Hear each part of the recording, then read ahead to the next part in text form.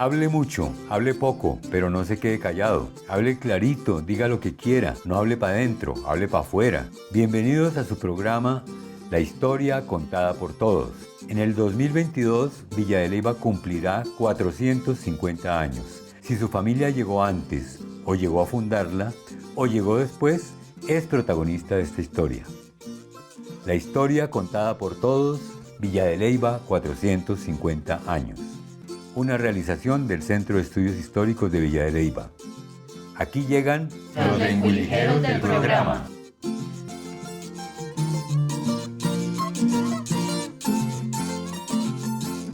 El mundo muisca. El Valle de Saquencipá es el nombre histórico que prevalece a través de los tiempos y antes de la fundación de Villa de Leyva era un territorio que estaba habitado por muchos núcleos poblacionales que a través de los siglos se fueron conformando como pueblos y ahora conocemos como la provincia del Alto Ricaurte, integrada por los municipios de Sáchica, Ráquira, Tinjacá, Sutamarchán, Santa Sofía, Gachantibá y Villa de Leyva, y por vecindad con el macizo de Iguaque, los pueblos de Arcabuco y Chiquiza. De la transición de la era secundaria a la era terciaria, la última cordillera que formó los Andes fue la oriental, que al elevarse dejó al descubierto los suelos que han ido formando este territorio. Así caracteriza su particularidad Óscar Paredes, director del Servicio Geológico Colombiano. La edad de la Tierra son 4.600 millones de años. Es una edad gigantesca, una edad que se formó a través de diversos procesos geológicos y hoy entender esos fenómenos geológicos de cómo se ha formado el proceso de la Tierra es lo que los geólogos estudian y es lo que se denomina la geología. Por ejemplo, en esta parte del territorio nacional, hacia el Guaviare, existe una de las rocas más antiguas, los afloramientos, desde el inicio de la formación del planeta terrestre. Y hay otras que van evolucionando, y aquí hay una zona que se llama el Cretácico. Y esta zona de Villa de Leyva, donde están en superficie esas zonas desde el Cretácico inferior hasta el Cretácico superior. En este sitio es una zona única en el mundo. Esto no es que haya muchas Villa de Leivas a lo largo del mundo en muchas partes. No, señor, eso no existe. Hay que tener conciencia de lo que significa este tema y lo que significa la evolución de la corteza terrestre. En el periodo Cretácico de 145 a 66 millones de años, unos más, unos menos, la mitad de la zona continental de Colombia estaba sumergida. Estuvo habitada por grandes reptiles marinos como los plesiosaurios, los ictiosaurios y el famoso Kronosaurus boyacensis de Monquirá. Esta singularidad de suelos que hay en Villa de Leyva, como las que hay en Santander, son muy importantes a nivel científico. El cronosaurio encontrado en Villa de Leyva es una nueva especie. Se encontró en un afloramiento superficial y así en todo el Valle de Saquencipá. La fauna y la flora marina enriquecieron los terrenos donde luego echaron raíces nuestros aborígenes. El macizo de Iguaque, actual santuario de fauna y flora de Iguaque, contiene dos páramos, uno húmedo y otro seco muy particular. Está enmarcado entre dos carreteras que nos comunican con Tunja, al norte por Arcabuco y al sur por Sáchica. Y en medio de estas serranías se forma un cañón por donde cruza el río Cane. Dos ríos más entran al territorio por el sur, el río Sáchica, que viene del páramo del Rabanal, y el río Sutamarchán, que viene del páramo de Gachaneque. Las serranías del norte contienen 8 lagunas glaciales. Forman un anillo elíptico de cerca de 3 kilómetros y están enclavadas entre morrenas como cráteres, en alturas entre 3.600 y 3.700 metros sobre el nivel del mar. Es lo que conocemos como el páramo de Iguaque. Las lagunas son Ojo de Agua, Cazadero, Las Coloradas, La del Monte, La Negra, La Empedrada, Carrizal e Iguaque. Si estuviéramos en este valle hace 20.000 años o más, estaríamos viendo varios picos nevados o un inmenso cubrelecho de nieve.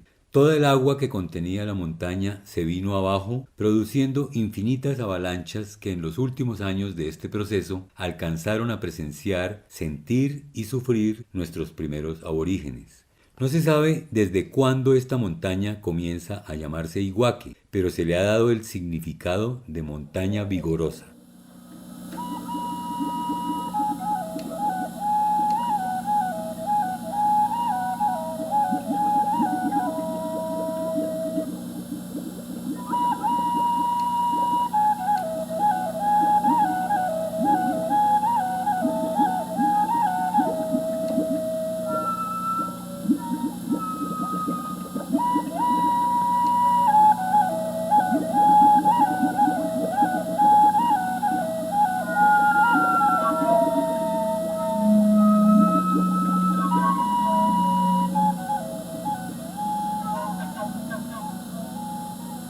Fray Pedro Simón, en Noticias Historiales de las Conquistas de Tierra Firme en las Indias Occidentales, interpreta así el mito de Bachué.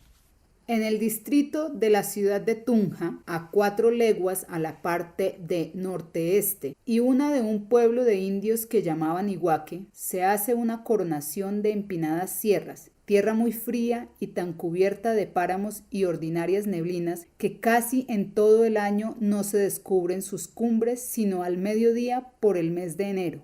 Entre estas sierras y cumbres se hace una muy honda, de donde dicen los indios que a poco de como amaneció o apareció la luz, criadas las demás cosas, salió una mujer que llamaban Bachué, y por otro nombre acomodado a las buenas obras que les hizo, Furachogua, que quiere decir mujer buena, porque Fura llaman a la mujer y Chogua es cosa buena. Sacó consigo de la mano un niño de entre las mismas aguas, de edad de hasta 3 años, y bajando ambos juntos de la sierra a lo llano donde ahora está el pueblo de Iguaque, hicieron una casa donde vivieron hasta que el muchacho tuvo edad de casarse con ella, porque luego hasta que la tuvo se casó, y el casamiento fue tan importante y la mujer tan prolífica y fecunda que de cada parto paría 4 o 6 hijos, con que se vino a llenar toda la tierra de gente, porque andaban ambos por muchas partes dejando hijos en todas, hasta que después de muchos años, estando la tierra llena de hombres y los dos ya muy viejos, se volvieron al mismo pueblo y del uno llamando a mucha gente que los acompañara a la laguna de donde salieron, junto a la cual les hizo la Bachué una plática exhortando a todos a la paz y conservación entre sí, la guarda de los preceptos y leyes que les había dado, que no eran pocos, en especial en orden al culto de los dioses, y concluido, se despidió de ellos con singulares clamores y llantos de ambas partes, convirtiéndose ella y su marido en 2 grandes culebras que se metieron por las aguas de la laguna y nunca más parecieron por entonces. Si bien la Bachué después se apareció muchas veces en otras partes, por haber determinado desde allí los indios contarla entre sus dioses, en gratificación de los beneficios que les había dado. Y en el libro inédito Memoria Histórica e Imaginarios de Villa de Leyva, de Diego Arango, Isabel Trejos y Adriana Lagos, que en este programa seguiremos llamando el libro de Diego, Gabriel y Fidedigno Amado dicen: La laguna de Iguaque era juntada desde el principio del mundo, porque la tierra era informe, vacía, cubierta de agua y de tinieblas. Se llamaba la masa blanca al principio de los tiempos. Iguaque es el corazón de Bachué, es la fuente de eso, como se dice, es la raíz de todo, es lo propio, es lo principal. La Bachué es del agua, es el agua misma y ahí está. La parte adecuada es allá. Los abuelos contaban que Bachué y su compañero existieron allá cuando llegaron los españoles y fueron a agarrarlos para sacarlos de sus tierras. La Bachué agarró sus tesoros, todo lo que tenía propio de ella, y prefirió echarse a la laguna y morir que dejarse conquistar. Ahí fue cuando dijeron que la vieron irse a la laguna y se convirtió en culebra, en güío, porque se encantó y quedó viva, y de ahí para acá la laguna se embraveció y no dejaba rimar nada, graniciaba, borrasqueaba, tronaba, así hablaba hasta que la conjuraron después.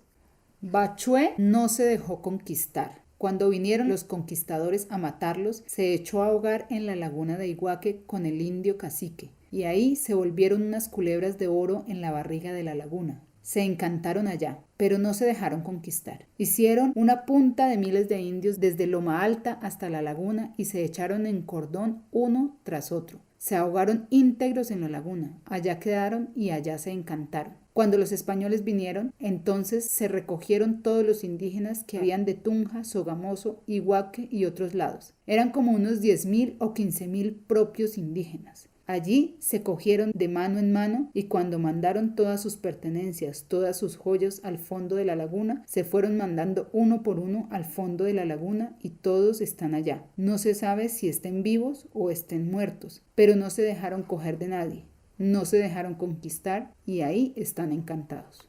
Antes que los turistas llegaran, la laguna tenía una cosa natural, como viva, y cuando la gente salía allá, la laguna se ponía a tronar. Se oía que zumbaba y el cielo se ponía oscuro, se ponía a llover y lo sacaba a uno corriendo.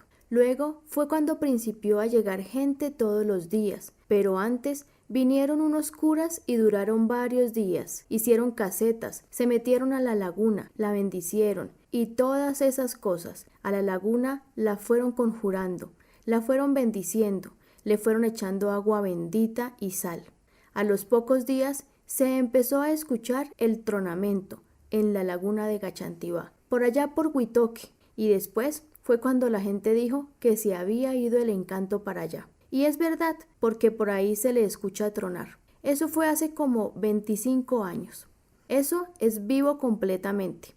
Así son los ojos de agua, y si uno los molesta, la agua se huye, se retira. Y lo mismo pasa con la gente, la que por lo menos llega de otras partes. Y es mire y mire y mire y joda, y cogen esas cosas vivas. Entonces los encantos se huyen, se retiran, no se dejan ver ni por nada.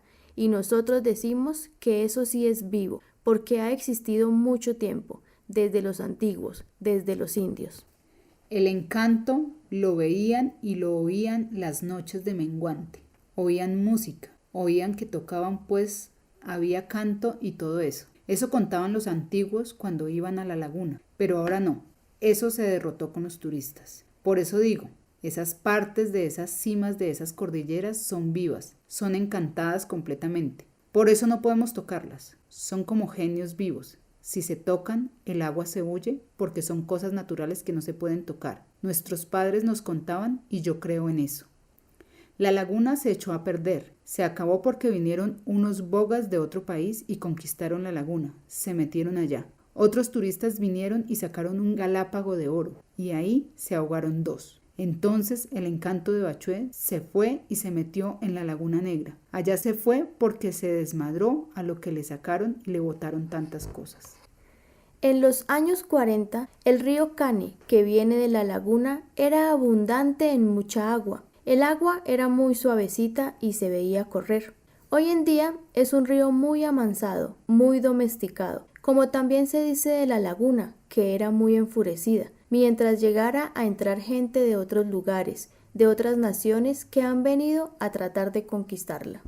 La laguna de Iguaque deberían dejarla de mirar mínimo 30 años, que nadie llegara a mirarla para que vuelva a ser como era. Porque esas vistas de esas gentes que han venido de una parte y otra son las que han escondido el encanto y no se deja mirar más. Está recelosa. Me parece sería recomendable a todo mundo decirle que no pisen ese recurso durante un tiempo para que vuelva a renacer y se vuelva a reformar como era. El tanto mirarla la tiene muerta, la enojó y ella tiene su reliquia y han tratado de tentarla. Y por eso ya no truena, ni reflejea porque está celosa, está escondida.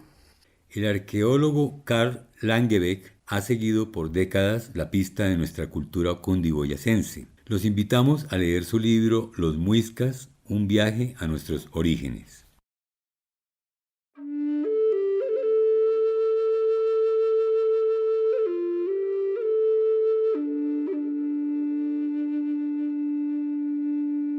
Los muiscas fueron grupos de lengua chibcha, probablemente en parte originarios de sociedades indígenas de Centroamérica, que se desplazaron hacia Sudamérica, se mezclaron con grupos que ya ocupaban esta región.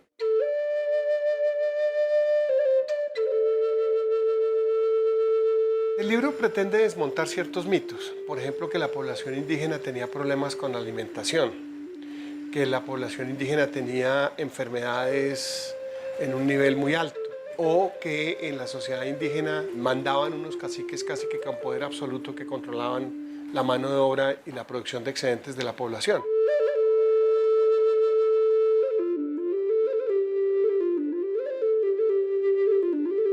Los muiscas no se extinguieron, los muiscas siguieron sobreviviendo, muchos de ellos se transformaron en campesinos, se mezclaron con población de origen europeo y buena parte de la población del altiplano, por supuesto, tiene un importante componente muisca.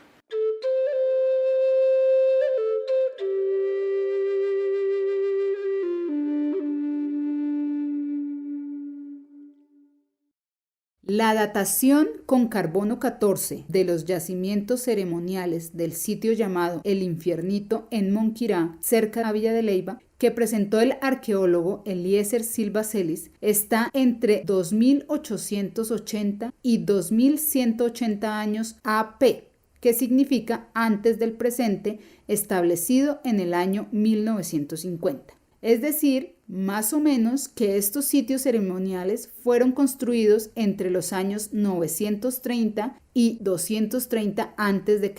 Con estas cronologías se mantiene una reserva de si fueron realizados por muiscas o si corresponden a un periodo anterior llamado Herrera, el cual podría suponer que las obras fueron realizadas por otro grupo establecido en la zona con mayor antigüedad. La interpretación que adelantó Silva Celis sobre el Infiernito se resumen en que los espacios arqueológicos que hemos registrado los consideramos como campos sagrados de observación astronómica y meteorológica, y al mismo tiempo como destinados a mover la acción bienhechora de los espíritus, fuerzas y fenómenos naturales dispensadores de la fecundidad de la tierra. Si eso lograron planear, diseñar y construir los muiscas, vaya que iban creciendo como civilización. Lo que dicen de la cultura del agua en el libro de Diego, sus autores. Para los muiscas, los ríos y en particular las lagunas eran sitios sagrados cuyas almas o espíritus acuáticos protegían a sus gentes. A las lagunas se les rendían tributos, a ellas encomendaban su suerte. Existían importantes y numerosas peregrinaciones desde lugares lejanos para realizar pagamentos por los favores recibidos de los espíritus del agua. La tradición mantiene el recuerdo de diversas festividades en honor del agua, unas de ellas la gran fiesta ceremonial de Correr la Tierra, que congregaba durante 20 días a miles de personas procedentes de lugares lejanos. El rito del agua, la diversidad de ceremonias, ha quedado en los nombres de algunos sitios como Siatá, la labranza del agua, Suacia, el agua del sol, Siachoque, el trabajo del agua. Como podemos ver, toda la vida de los muiscas estaba consagrada desde el nacimiento hasta la muerte al elemento agua. Tan importante fue que forjó la más difundida de las leyendas indoamericanas, la leyenda de El Dorado, la cual encarna la divinidad tutelar, el agua. Para los indígenas Uwa, que habitan en su territorio sagrado de la Sierra del Cocuy, los lagos son la expresión del canto de los abuelos, lugar de origen de su pueblo y todas las especies. Son los pasadizos que conectan al universo. Allí las almas, sombras, esperan renacer y revitalizarse para desarrollar su alma aliento. Los ríos son los caminos del universo por medio de los cuales se unen sus distintos mundos de colores. En el proceso de evangelización y conquista, las lagunas y fuentes de agua fueron satanizadas como consta en las preguntas del catecismo para la confesión de los muiscas. ¿Habéis adorado en las lagunas? ¿Habéis hablado con el agua? Para los evangelizadores españoles, lagunas y ríos eran residencia de demonios y espíritus malignos, y en consecuencia había que prohibir cualquier contacto con ellos. Dicha relación fue castigada incluso con la pena de muerte. Con el tiempo, el indígena mestizo perdió su tradicional relación cultural con el agua. Se impuso un nuevo y ajeno valor del agua. ¿Sí de lo que se inventaron para no bañarse? Sí. Existen muchas versiones sobre las deidades que gobernaban a los muiscas. versiones que en su momento el maestro Acuña debió estudiar a fondo para pintar su mural que se encuentra en el patio de la Casa Museo Luis Alberto Acuña. Hacemos la descripción de izquierda a derecha para que no se pierda cuando los visite. Al fondo se ve el templo del Sol Suamox, y sentado al frente está el sacerdote Idacansas, quien les informó de esto a los españoles. Luego está Chipchacún, parado sobre las llamas, sosteniendo la tierra sobre su cabeza, en castigo por dejar inundar la sabana. Huitaca está recostada, voluptuosa mujer con largos cabellos, transformada en lechuza por traicionar a Bochica. Le sigue la madre de los muiscas. El dios de la creación Chiminigagua lanza unas aves negras con picos luminosos. Le sigue Bachué, madre de los muiscas. Sale de la laguna de Iguaque con un niño en brazos. A su lado, en un árbol de borrachero, se enroscan dos serpientes. Luego Chaquén, el dios de las fronteras, bien sentado, en su sayo se simbolizan los cacicazgos. Nencatacoa, con cara de zorro, agarrado de un chorote, está enchichado, duerme de borrachera. Sobre un cielo con estrellas, Sue y Chía se unen a través del arco iris Chuchavira. Y en matas de maíz, Bochica, de larga barba, enseña cómo hace su boi, manta que sale de su telar. Dicen sobre el periodo muisca en la Colombia prehispánica, publicación del Instituto Colombiano de Antropología e Historia. La complejidad social, económica y política de los muiscas fue sin duda la más notable del actual territorio colombiano en la época prehispánica. Este planteamiento se viene afirmando cada vez más de acuerdo a la información de los cronistas, con el análisis de la documentación de archivos que ha permitido, entre otras cosas, establecer el vasto territorio ocupado por esta etnia y con los resultados de la investigación arqueológica que han dado cuenta de los diferentes momentos del quehacer de dicho grupo, no solo a nivel de sus elementos materiales y económicos, sino también brindando datos sobre sus asentamientos, aspecto físico y biológico, salud y enfermedad, manifestaciones ideológicas, arte, religión, etc. Muestran estos estudios también que la homogeneidad de la sociedad muisca es aparente, puesto que hay notorias diferencias entre los habitantes del sur y los del norte de la altiplanicie cundiboyacense. Son muy valiosos e interesantes los trabajos sobre asentamientos, arte rupestre, orfebrería, cerámica, osteología y consulta de archivos que han realizado más de 20 investigadores desde 1941 hasta la fecha. Pero en este programa nos detendremos a resumir la división territorial establecida por Ana María Falchetti y Clemencia Plazas en 1973 para el siglo XVI. Con base en cronistas, documentos de archivo, mapas de los siglos XVII, XVIII y XIX, trabajos arqueológicos y otros escritos sobre los muiscas, delimitaron el territorio de este grupo y localizaron los asentamientos antiguos, pueblos viejos. El mapa que elaboraron presenta los territorios del Zipa, del Saque y los independientes, así como los límites externos y la colindancia con Sutagaos, Guayupes, Teguas, Tunebos, Laches, Guanes, Musos y Panchas. En el territorio del Zipa se encuentran pueblos como Guatavita, Chía, Sopó, Nemocón, Zipacón, Tequendama. En el territorio del Saque se ubican pueblos como Sogamoso, Ramiriquí, Tibaná, Chita, Tensa, Unza, y en medio de estos dos, como territorio independiente se incluyen, entre otros, Chiquinquirá y los 7 de este valle de Saquencipá. Y aquí volvemos a esa peculiar condición de ser clase aparte. ¿Será que estamos en los dominios de Bachué y de la ciudad del Chihui, Chihuinquirá, que era como el Vaticano de los muiscas? Lo otro que llama la atención es que entre el Zipa, Cundinamarca, y el Saque, Boyacá, se puede trazar una línea o eje que mucho coincide con una gran concentración de pinturas rupestres, una buena parte de los ríos Gachaneque y Samacá, y este último cruza diagonalmente del sureste al noroeste el valle de Saquencipá.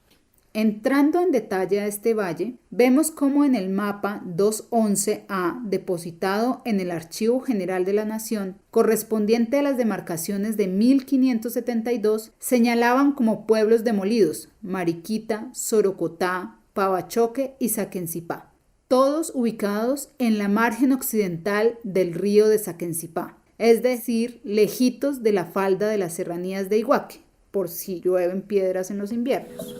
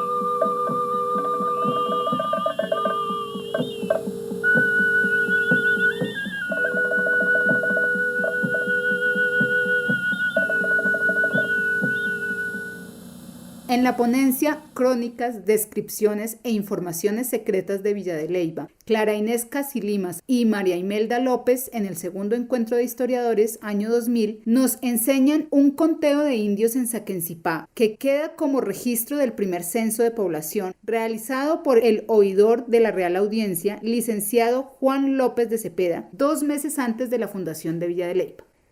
Ya instalado en Saquencipá, el visitador mandó llamar al cacique Cupaquén y capitanes Zipamea, Neibán, Tibasaque, Neazoca, Piraqueusa, Izara, Zairía, Chiazaque y Ahuachagne para interrogarlos, no sin antes hacerles saber por medio de los intérpretes que desde que son vasallos y le dieron obediencia al rey, abre comillas, los ama e quiere mucho, e tiene mucha cuenta con ellos. Así los envía a ver, a visitar con su merced. Por tanto que les ruega que en todo lo que les preguntare le digan la verdad, e que su encomendero e otra cualquiera persona les ha tomado su hacienda, a ellos, a sus mujeres e hijos, o si los han enviado a algunas partes donde de ello no se sepa, cargados con algunas cargas y que no han vuelto más, o que si los han azotado, tresquilado o dado de palos, que lo declaren de cualquiera persona, sin temor que su merced los castigara, y si les han dado alguna cosa para que no se quejen a su merced de su encomendero. Estos son los resultados. Hombres 156, mujeres 99, niños 71, huidos 1, ausentes 17, enfermos 7, viejos 1, viudos 2, en disputa 2. La descripción de indios tiene por objeto conocer el número de indios útiles que había en cada pueblo, ya que de esto dependía la tasación de tributos y demás aprovechamientos de que podían beneficiarse los encomenderos y autoridades españolas. Si lo hubieran hecho en este siglo, tal vez le darían nacionalidad española y visa. De los nombres compuestos se puede colegir que surgió en esta vereda el apellido actual Aguasaco. Vamos a resumir la vida cotidiana de nuestros antepasados muiscas.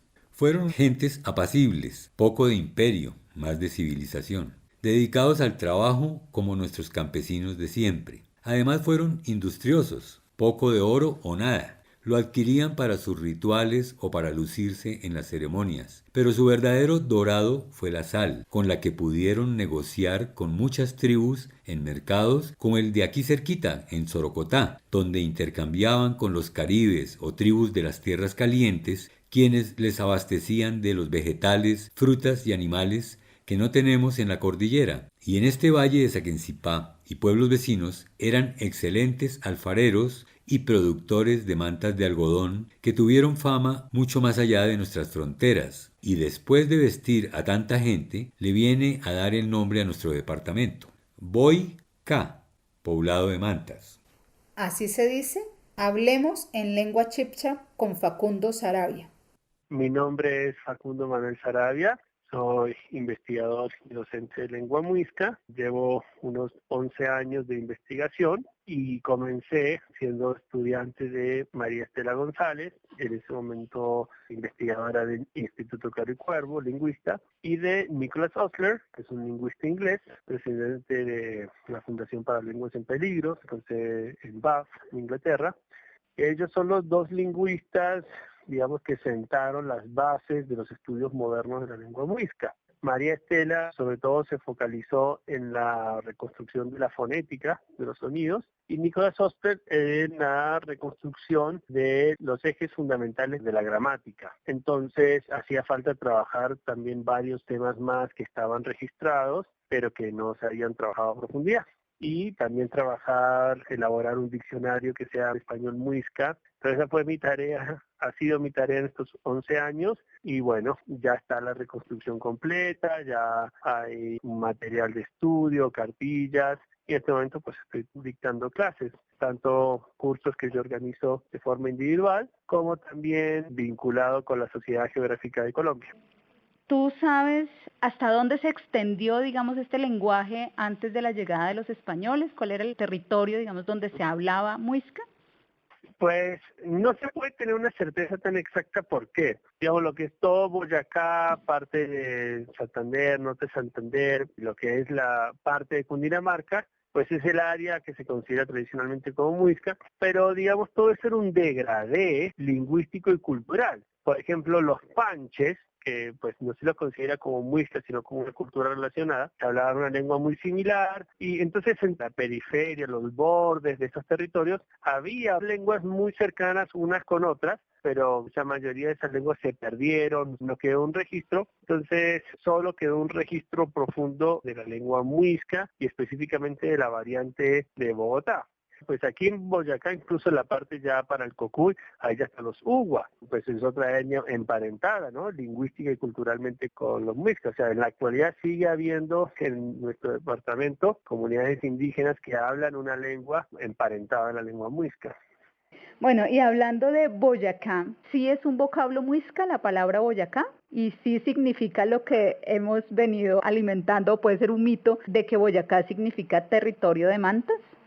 Pues la verdad, casi seguro que Boyacá es un muisquismo, es decir, una palabra que se pasó al español desde la lengua muisca y que al hacerlo perdió sonidos propios de la lengua muisca y que se cambiaron por otros de la lengua española. Que Boyacá signifique tierra de mantas es muy dudoso, no lo creo. Podría ser Boycucá o Boycucá. Pues sí es similar, pero no vería la razón para la cual se hubiera perdido toda una sílaba entera. Digamos, no hay ningún fundamento detrás de la traducción tierra de mantas.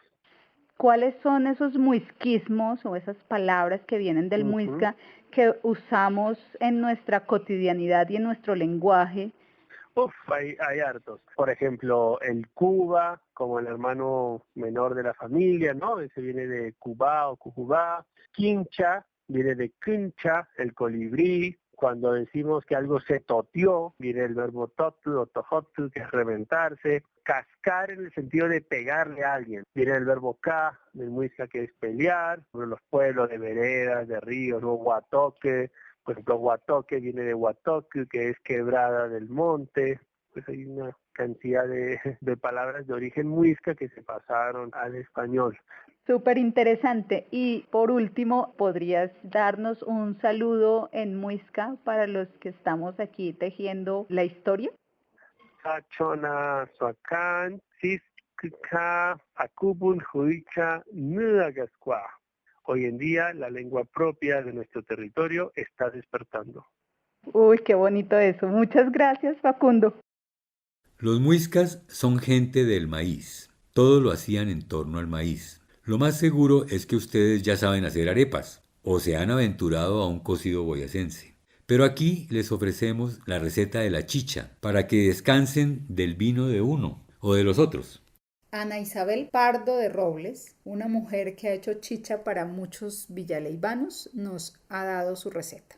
Entonces, doña Isabel, cuéntenos cómo se hace una chicha. Pues se compra el maíz según la tanta que vaya a hacer. Si va a ser de 50 botellas para arriba, echa más de media arroba de maíz. y si no, un cuarto de maíz según la chicha que vaya a hacer. Se lava, se parte en la máquina que quede gruesito y se echa a pichar por 15 días, revolviéndolo cada tercer día. Cada tercer día hay que darle bote a esa masa para que no se mojosie. ¿Y solo es maíz con...? Solo maíz. A los 15 días la remuele, que quede bien delgadita, sin agua y sin nada. También depende cómo la quieran hacer, pero pues yo la hacía así. Se remuele el cuchuco bien finito y se hacen bolitas y se pone a cocinar por un día y una noche. Porque si usted no lo cocina todo ese tiempo, eso queda crudo y da diarreas y da malestares y da enfermedades. Toca cocinarlo muy bien. ¿Y se cocina cómo? ¿Al baño María o cómo? No, se pone una olla, ojalá de barro, para ponerla a cocinar. De cama se le ponen palitos y si hay unas tuzas, y si no son los palitos. Y encima a las bolitas de masa. A cada bolita se le abre un hueco en el centro y se acomodan todas en la olla donde se van a poner a cocinar, que no se desbaraten. Con harta agua se pone la olla que hierva casi hasta encima. Y se alista una vasija de agua hirviendo ahí al pie de la olla, porque si se seca toca irle echando agua hasta que quede bien cocinada durante el día y la noche. Ese es el misterio. Ya después de que esté cocinada, si quiere vuelve y la remuele, y si no se espilincha con la mano, se deshace. deshacer las bolas y echarle agua y colarla, que no quede ni muy clara ni muy espesa. Se prueba en un vaso de vidrio, que el vaso se vea oscuro, porque si queda claro entonces no queda buena, queda pura agua. Tiene que estar espesito. Y ya se echa a la olla y se le echa la miel. Le echa unas 2 tazas de miel sin batir a la olla donde se va a fermentar. Y se le bate el resto de miel y se le echa a la olla, pero que no quede muy clara la chicha. ¿Y más o menos cuánto tiempo dura toda esa preparación? Como casi un mes. Para que quede bien buena. Sí, porque cuando ya la cuela uno y la tiene lista se demora como 4 o 5 días, ya hay que dejarla hervir como otros 4 o 5 días. Cuando ya está fermentada y echa bolitas por encima. Si no está muy desabrida, si está apenas buena dulce, no se le echa nada más. Si le falta miel, se saca un poquito de chicha y se le bate unas 2 tazas de miel y se le echa. ¿Su merced ha hecho mucha chicha en su vida? Uy, yo hice muchas. ¿Muchas? Uy. Hice chichas en el colegio hasta que se cansaron con yo y todavía me la tienen montada los indios. Chavita, ¿cuándo nos va a hacer chicha? Chavita, ¿cuándo nos hace chicha? Pues yo también pregunto, Chavita, ¿cuándo nos hace chicha? Un nuevo pueblo se hace con gente de todos los colores y niveles. La gente se mezcla todo el tiempo. Ahora se intensifican esas relaciones. Lo sagrado sigue, pero cambia. A partir del siglo XVI, la religión se expresa con una nueva imagen, una nueva cara. Los santos tienen doble faz para que nos puedan servir a todos. El arte sirve para eso. Las imágenes de bulto narran las historias de los dioses, las vírgenes y los santos. Así empieza nuestro nuevo mundo con otra cultura que trae una carga muy pesada de antecedentes. Todo cambia, la manera de hacer las cosas, de cultivar la tierra y qué cultivar. También qué comer. Esto es de aquí y esto viene de allá, con qué se come y qué bebida le acompaña. Al igual que las celebraciones, para eso haremos una plaza bien grande, tan grande que seguimos diciendo que es la más grande de América. Ojo, póngale el decámetro a ver. ¿Y qué vamos a celebrar ahora? Con esta fundación y esta mezcla ahora tenemos más castas y clases sociales. ¿Quién manda? ¿Quién obedece? Ay, su merced, qué palabrita tan ambigua. Los que llevan siempre las de perder son los nativos. ¡Qué castigos! ¿Cómo los explotan? Andrés Díaz trató de regular todo eso. Es pionero de las leyes laborales. Carlos Mamanché no alcanzó a cumplir 40 años, pero su incansable labor por la recuperación de la memoria y la historia de sus ancestros muiscas le hizo ganar un merecido reconocimiento como sabedor mayor. En el 2005, muchos villaleivanos y vecinos de los pueblos del Valle de Saquencipá, que ahora somos de todas partes y hablamos diferentes lenguas, abrigamos la lucha por la protección de Iguaque. Conocimos la palabra de Carlos Mamanché, sus consejos de protección del territorio y el valor de Iguaque como sitio fundacional de la cultura muisca. Ahora invitamos a los oyentes de este programa a buscar su nombre y sus palabras en los anales de la historia. Si en los tiempos de la hora estas palabras se oyeran, en los pueblos las familias muy felices ya vivieran. Si las niñas y los niños de sus padres recibieran buen ejemplo de sus vidas, no darían tantas briegas. El amor, la fortaleza, la humildad y la verdad, la honestidad y el respeto, la sabiduría ya está. Recordar esas palabras pa' que vivamos en paz. Es muy fácil la tarea, no se necesita más. ¡Uy! En nuestro próximo programa vamos a agradecer y a ofrecer a Villa de Leyva lo que nos salga del corazón. En Villa de Leyva a un hervor de sus 450 años. Numeral Boyacá reactiva la cultura, proyecto ganador, línea 5. Procesos de fortalecimiento cultural y promoción del patrimonio y la memoria cultural, apoyado por la Gobernación de Boyacá y la Secretaría de Cultura y Patrimonio, la Alcaldía de Villa de Leyva Somos Todos y la emisora comunitaria Villa de Leyva Estéreo.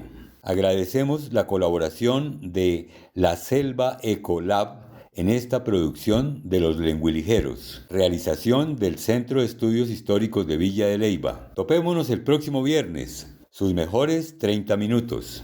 30 minutos. 30 minutos.